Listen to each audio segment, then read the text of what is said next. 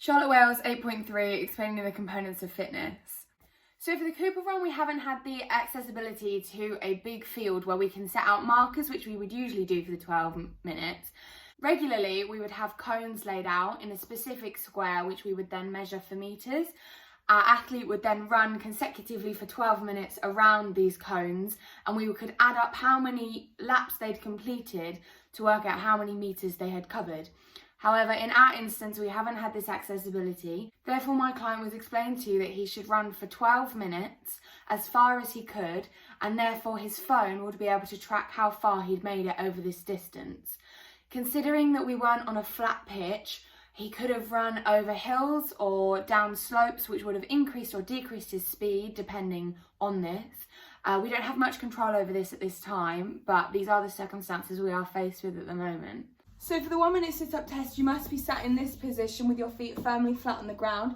If possible, you should have a partner stand on the edge of your feet or tuck your feet under something that's going to support you and stop you from lifting them off the floor.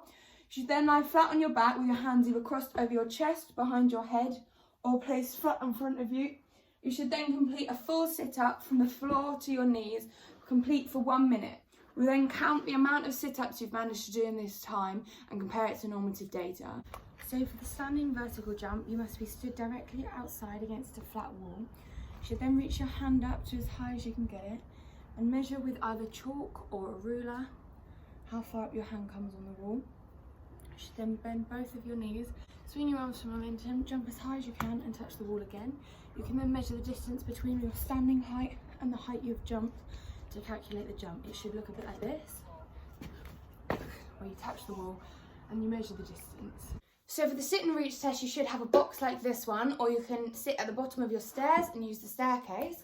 You should then have a ruler that sits on top of the staircase or on top of the box you are using. You can then place both feet flat against the box. Usually you would take your shoes off, but I'm not going to do that right now. We would then reach forward as far as you can and touch the box. Anything past your toes is measured and used as a result for how far you can reach. These are normally measured in centimetres. So you must have your legs flat against it like this, no bends in the knees, no bends in the back. You should then reach forward with your hands. It should look a bit like this.